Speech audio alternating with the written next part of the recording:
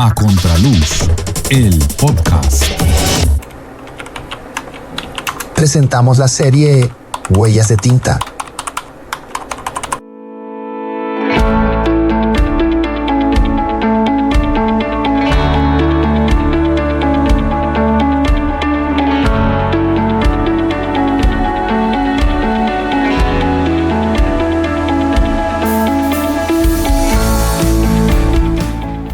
Hola, ¿qué tal?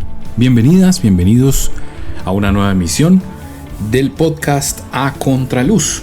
Estamos en el capítulo número 19 de nuestro podcast y seguimos en esta serie que ya se nos hizo muy larga, la serie Huellas de Tinta. Yo creo que esta serie va a ser permanente, parece. Bueno, bienvenidas y bienvenidos.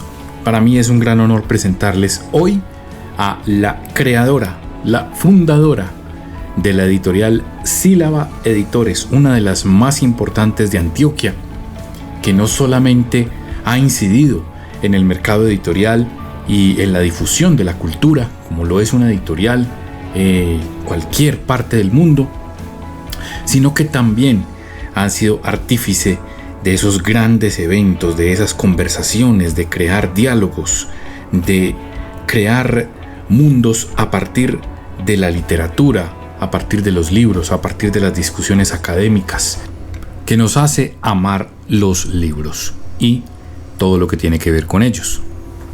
Vamos entonces a escuchar la primera parte de la entrevista que tuvimos, de la conversación que tuvimos con Lucía Donadío, una gran invitada que nos acompaña hoy aquí en A Contraluz, el podcast. No se les olvide seguirnos en plataformas, estamos en Spotify y en YouTube y en Apple Podcast. Y ya saben, si les gustó, recomienden este podcast a sus amigos, y si no les gustó, pues recomiéndenlo a sus enemigos. Pero bueno, en todo caso, sin más dilaciones, vamos a escuchar la primera parte de la conversación con Lucía Donadío. Esto es A Contraluz, el podcast. Bienvenidos al podcast A Contraluz. Bueno, bienvenidos a una nueva emisión del podcast A Contraluz. Hoy me encuentro en compañía de Lucía Donadío, escritora, editora,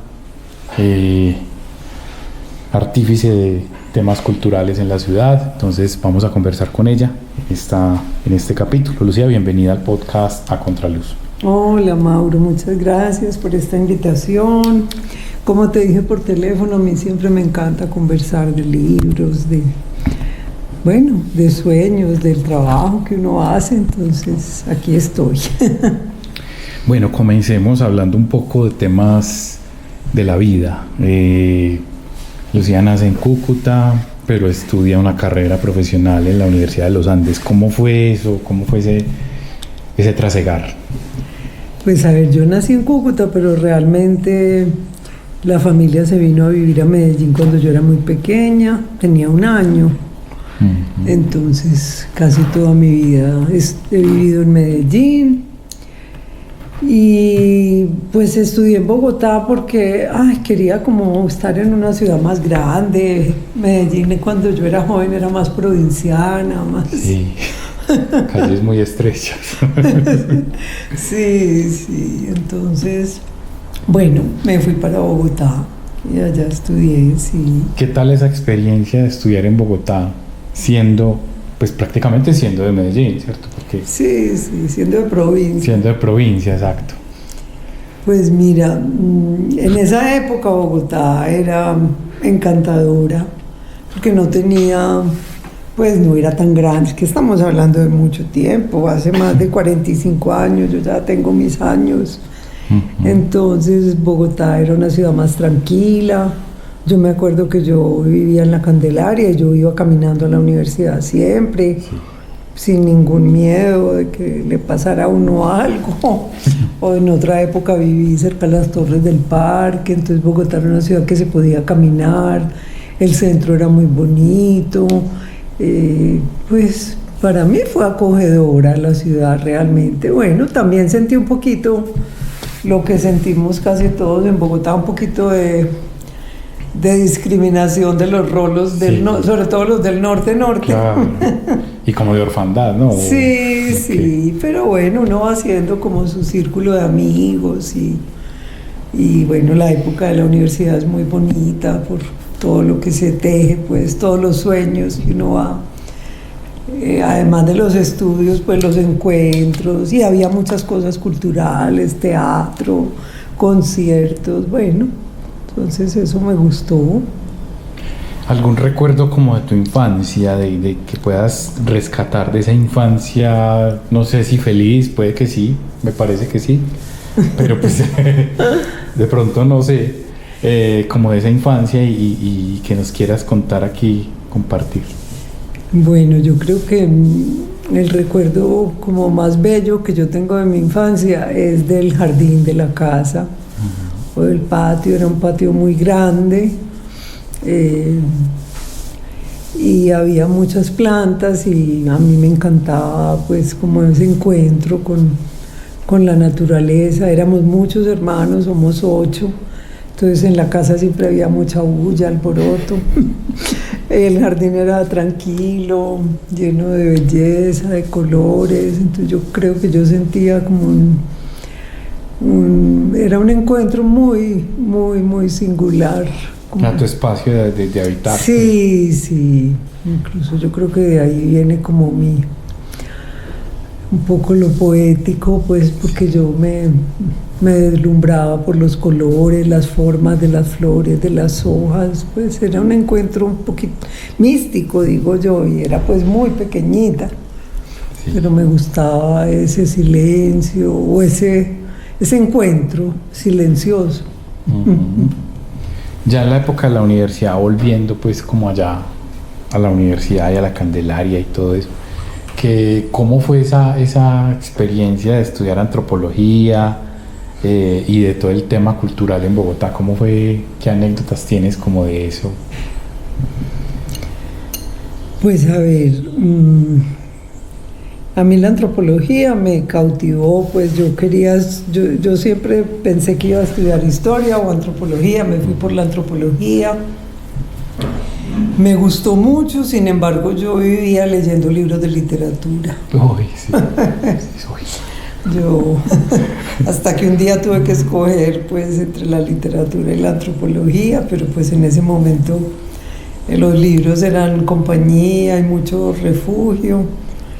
Pues qué anécdota bonita. Yo creo que la anécdota que tengo es muy bella porque estando en Bogotá, pues no propiamente en Bogotá, pero cuando vivía en Bogotá conocí a Diego, que es mi esposo ahora, después de 44 años juntos. Entonces, fue muy bello porque realmente nos conocimos en Santa Marta, en una Semana Santa, regresando de Santa Marta a Bogotá, en el Expreso del Sol, que así se llamaba el tren. ¡Ay, les tocó tren! Nos tocó tren, sí, que duró 36 horas porque se varó. ¡Ay! Acordé a usted. Entonces, bueno, y como cosa hermosa también, en esa época no había teléfonos celulares, ni nada de eso, entonces... Y el teléfono de Diego estaba dañado, entonces no nos vimos un tiempo, pero nos encontramos varias veces casualmente en la calle. ¿Y él estudiaba en la universidad también? ¿O? Sí, él estudiaba en la Javeriana, ingeniería, sí, ya. No en la universidad. Y una vez nos encontramos frente a las puertas del Jorge Eliezer Gaitán y él me había comprado una boleta para ir a escuchar a Atahualpa Yupanqui. Y yo llegué allá como que me mandaron los dioses porque... O sea, llegaste así de casualidad. De casualidad y lo vi en la fila y me dijo, te estaba buscando, te llamé para que... Pero ahí sí es con el pensamiento, literal. Sí, sí, así fue. Entonces esas son las más bonitas, los encuentros con Diego. Ahorita nos empezaste a mencionar libros. ¿Cuál fue ese libro primero que te marcó cuando empezaste a leer? Imagino que empezaste a leer pequeña. Sí, yo aprendí a leer desde muy niña y me encantaba leer. Leía en voz alta. En el colegio pues siempre me ponían a leer en voz alta. Y pues recuerdo mucho Corazón, de Edmundo Damicis. Ese lo recuerdo pues con mucho cariño. pero también leía revistas Vanidades, Buen Claro, Hogar, es que sí. Corín Tellado, pues que venía ahí, también leía. El Túnel también lo recuerdo mucho. El libro. Sí. No, ya en la adolescencia hubo muchos libros pues que me marcaron. La Metamorfosis de Kafka, la poesía, me gustaba César Vallejo mucho, Dulce María Loinás, La Cubana. En fin, fueron llegando así, pues, muchos, Cortázar, Sí. Carpentier hice un curso allá en la universidad. Entonces, bueno, ahí fue creciendo ese amor por los libros. ¿Cómo se refleja, Lucía, esa parte de tener línea de italianos? La primera que se me ocurre, el amor por la belleza. Yo creo que es algo que... Estético, ¿no? Sí, ese gusto estético, porque pues en Italia hay un pues, es decir, Italia es como un museo a cielo abierto realmente. Sí, total. Hay mucha belleza y eso es...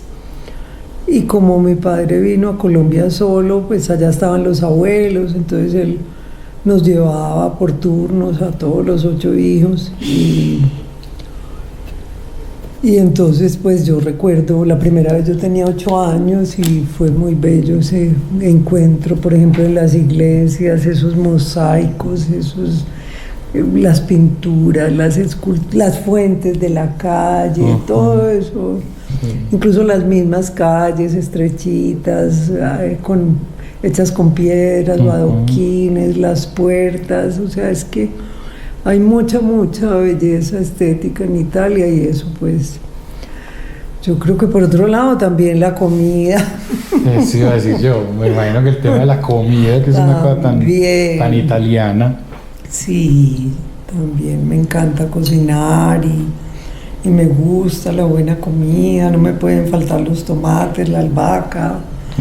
Bueno, todas esas cositas, entonces... Y me imagino el estar en familia, ¿no? También, también esos temas de la familia. Sí. Hay otra parte que es un poco la nostalgia que queda, de todas maneras, pues cuando uno viene de una familia de migrantes, hay una nostalgia familiar que está ahí rondando, porque pues mi padre se vino muy joven, tenía 16 años, pero siempre tuvo una nostalgia pues por su... Como por volver. Sí, pero al mismo tiempo cuando estaba allá decía, no, yo extraño Colombia también. Era una dualidad. Una dualidad muy intensa y uno sentía eso. Yo creo que yo heredé un poco de esa nostalgia que es como a veces difícil de decir, bueno, yo extraño a Italia, sí, pero es como una nostalgia que va más allá del lugar, sino como, bueno, no sé, nostalgia. La nostalgia tiene muchas aristas. Incluso hasta nostalgia por lo que no se... O sea, por cosas que en sí no se han vivido, sino que a veces sí, como que se tiene una nostalgia como indeterminada, digo yo. Sí, es una nostalgia. Sí, pues a veces pienso que es nostalgia por los que no conocí, la familia. Por ejemplo, el abuelo paterno no lo conocí. Sí, un poco por una vida que quizás habría sido distinta, no sé, pero bueno, no, uno va también como tejiendo esa nostalgia en la escritura y en todo, en la vida misma, entonces... Estás escuchando A Contraluz, el podcast. Si te gusta el rock, visita y escucha www.lazonagrisrock.com con todos los sonidos y las épocas del rock. Grandes personajes pasan por A Contraluz, el podcast. Después de la universidad, ¿te devuelves? ¿Qué pasa? ¿Qué pasa en ese periodo? A ver, no, nosotros, Diego y yo nos casamos muy jóvenes y nos fuimos a Estados Unidos a estudiar, a trabajar un tiempo, como 2 años. Y luego sí volvimos aquí a Medellín, mientras decidíamos para dónde irnos. Y Diego consiguió aquí un trabajo, él es ingeniero civil. Y nos fuimos quedando aquí, pues también aquí estaba mi familia y aquí nació Camilo, nuestro hijo, en el 85, entonces ya nos fuimos quedando aquí en Medellín, contentos, pues. Sí, así fue más o menos como la decisión de quedarnos aquí. Diego es de Palmira. Sí, pero aquí llevamos ya muchos años. ¿Y cuándo empiezas a pensar en escribir? ¿O lo hacías desde antes? ¿O en algún momento se despierta como esa inquietud? A ver, no, yo desde siempre escribí, tenía cuadernos de escritura, pues distintos a los del colegio, como especie de diarios, donde pues escribía a veces poemas, a veces cuenticos, cosas pues muy... Incluso eso pues todo se perdió porque no sé ni dónde habrán quedado. No. Ya. Sí. Pero sí, unos años después de... Yo no sé, yo creo que yo pues siempre he sido muy lectora y de pronto en algún momento pensé que cuando entré al taller de escritores de Mario, ya tenía algunas cosas escritas de Mario Escobar y pues decidí mostrarle unas a él y compartir allá en el taller. ¿Y cómo fue? ¿No te dio mucha varilla? No me dio mucha varilla. O sea que tenían que ser muy buenas. Pues, Ay, Mario era... Y nos hicimos incluso amigos, ¿sabes? Yo sentía que él era muy... Sí, como muy solo y bueno, y un día me invitó a la casa con otra amiga y yo le llevaba, me acuerdo que siempre que cumplía años, todos los cumpleaños le llevaba una tortica de regalo y se ponía feliz y bueno, ya después yo me fui, empecé a dictar unos talleres de literatura en La Piloto y en EAFID y el de La Piloto era con viejos.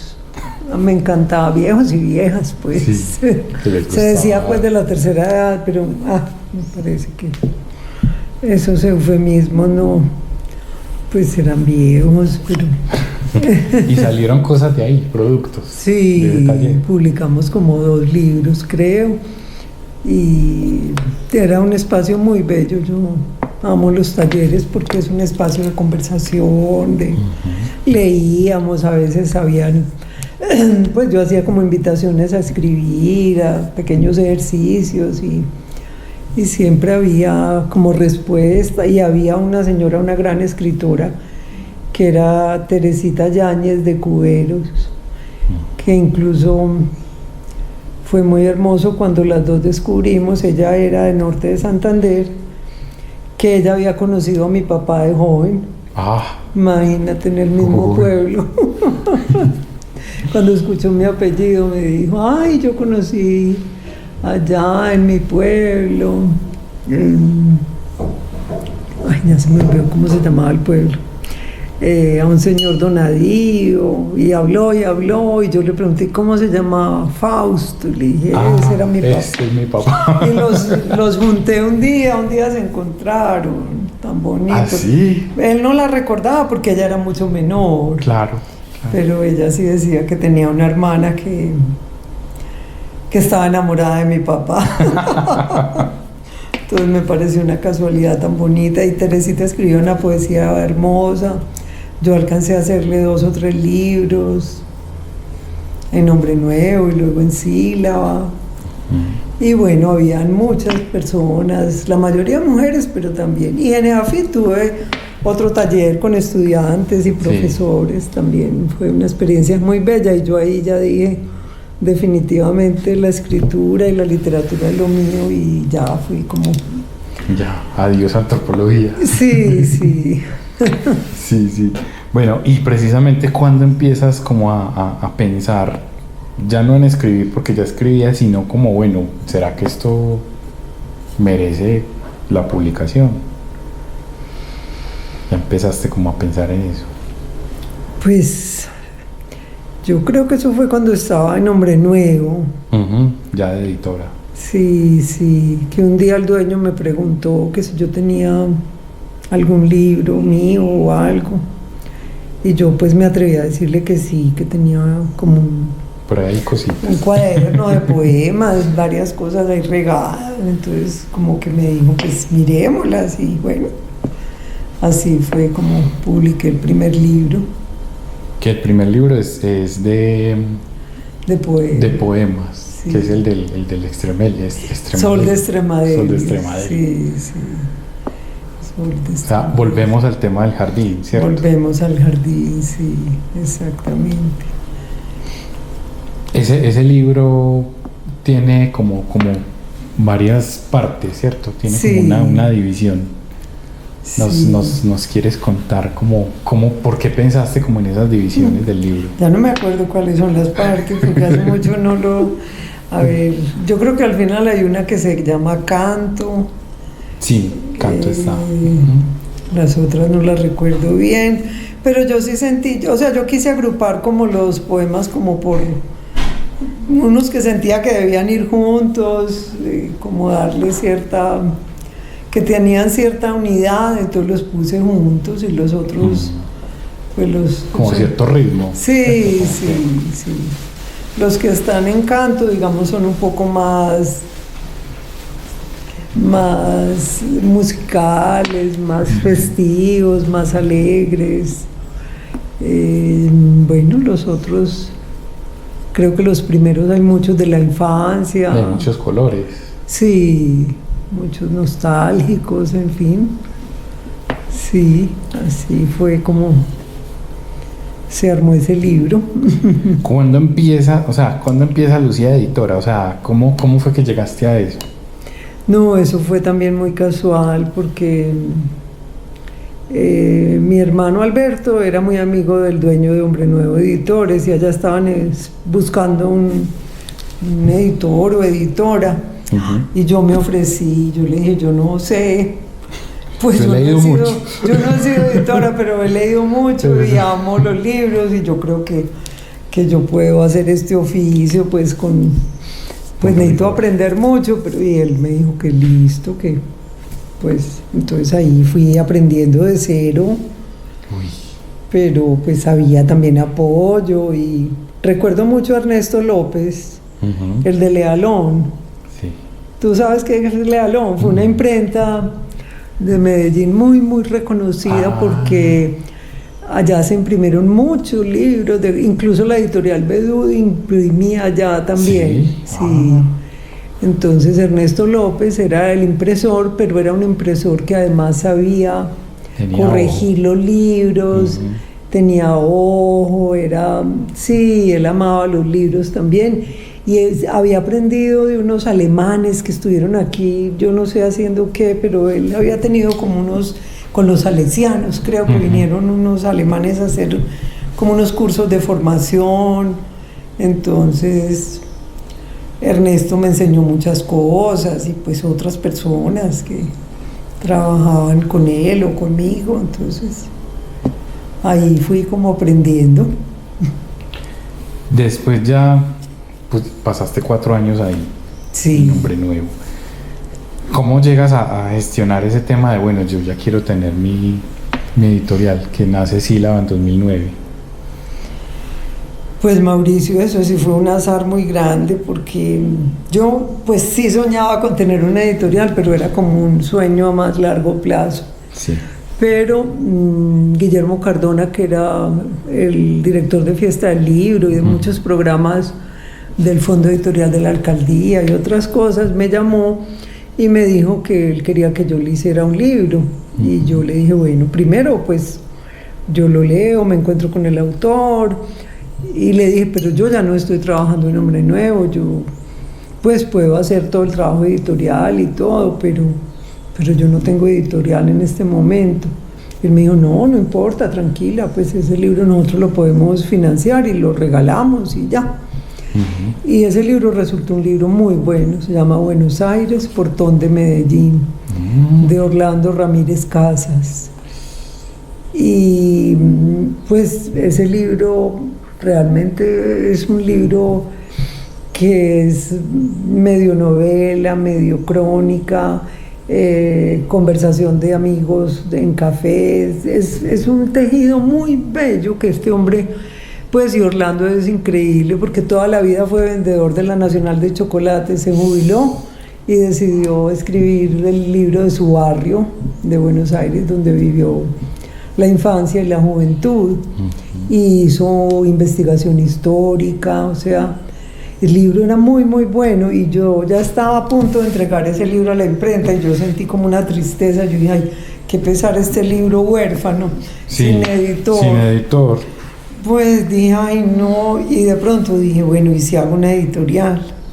Y ahí pues se me iluminó como esa idea, sin pensar mucho, yo sola, pues con apoyo familiar y de mucha gente, obviamente, amigos que me animaron, y así nació Sílaba, un poco a la carrera, pues, porque había que hacer el libro rápido para la fiesta del libro del 2009. Uy.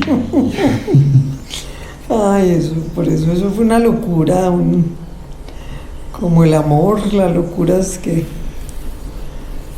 que sirven en la vida.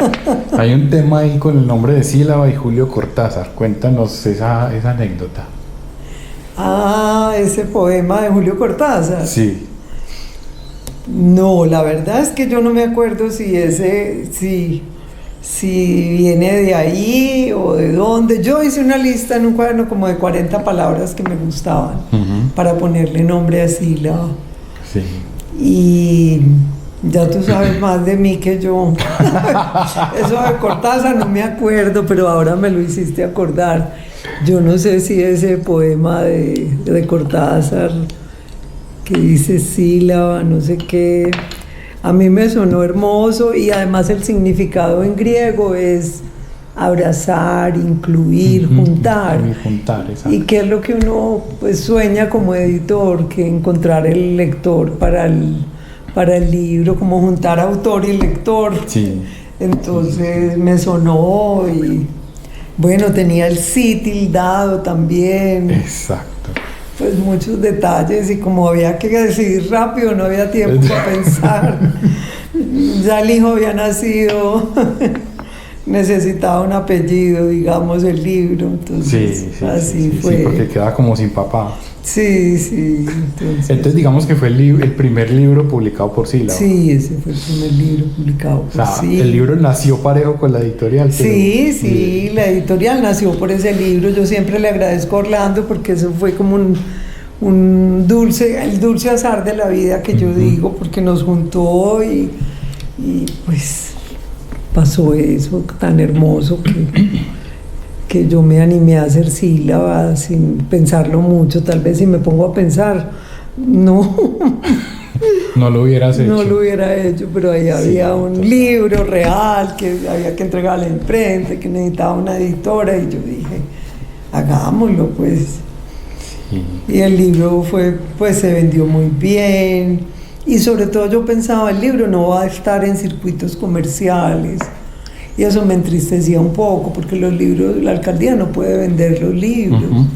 Entonces, a veces uno ve o se entera de libros muy buenos, pero que no se consiguen. Claro. Porque nunca circularon comercialmente, y eso me entristecía. Entonces, bueno, ya. Sí, porque son unas ediciones limitadas que no... Claro, que no alcanzan a muchos públicos, que quedan como un poco por allá perdidas, pues, o que no se pueden acceder fácilmente. Entonces, bueno, ya ahí me alegré, y bueno, y el libro se vendió, y bueno, y luego fueron llegando otros libros. Eso te iba a preguntar, bueno, ya de ahí bueno, nace Sílaba, cómo se empieza como ese dar a conocer la editorial. ¿Cuál fue como la estrategia? No, yo no tenía ninguna estrategia. Era que no había estrategia. Sí, estrategia. En ese tiempo no existía, no teníamos esa palabra ahí como No, yo simplemente pues me puse muy juiciosa a buscar un distribuidor para el libro de Buenos Aires y me puse a pensar en otros libros para hacer. No recuerdo si el segundo libro fue un libro de Darío Ruiz, o eso fue un poquito después. Ese fue uno de los primeros libros, Crímenes Municipales.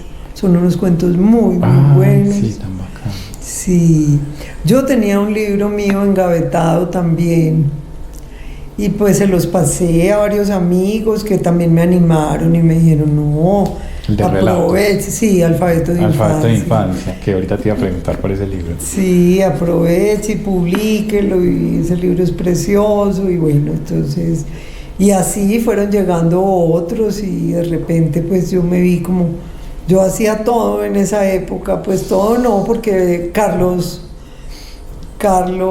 Gaviria, el de Pulso y Letra, que yo había conocido también, es decir, había trabajado con él en Hombre Nuevo, él iba a ferias o a pueblos, me llevaba los libros, o sea, trabajábamos en ventas. Me empezó a ayudar en las cosas de Sílaba también. Él también estuvo. Sí. Y bueno, amigos, amigas. Y ya en el 2011, creo,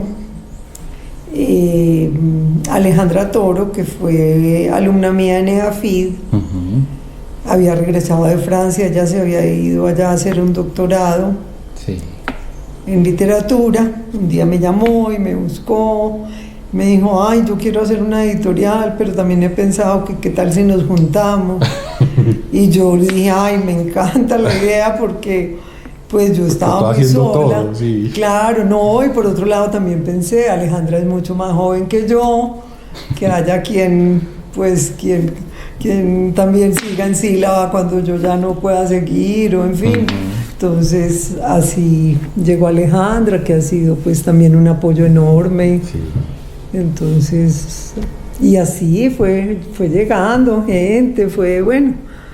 Uno a veces dice, ¿dónde están esos 16 años de trabajo? Sí, total. Que, pues están porque uno se acuerda, porque están los libros, pero claro, en la memoria. Un fiel testimonio de que sí están. Sí están, pero a veces uno se le pierden porque son muchos años de mucho trabajo intenso, de mucho... Pero también muy hermoso, pues yo creo que yo sí encontré mi oficio pues en la edición también. Estamos presentando A Contraluz, el podcast.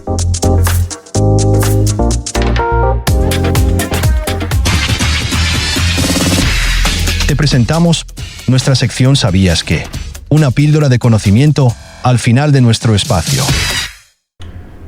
Hacedme un duelo de labores y esperanzas. Es el título del libro que publicó la editorial Sílaba en junio de este año y que es un sentido homenaje de muchas voces, entre las que se encuentra la voz de su madre. Homenaje a Camilo Duque Donadío, el amado hijo de Lucía, del cual nos va a hablar un poquitico en detalle en el próximo capítulo, y que nos trae una pregunta, un poema de muchas preguntas de una madre ante la muerte, pero también la esperanza de que la vida se celebra con los recuerdos. Entonces vamos a escuchar en la voz de Lucía, en una presentación que hubo en la Casa Museo Otra Parte, de ese libro del cual les estoy hablando. Poema pregunta en nuestra sección ¿Sabías qué? Pregunto al río por la verdad de tu muerte. Pregunto al árbol por la verdad de tu vida. Pregunto al cielo por la verdad de tus ojos.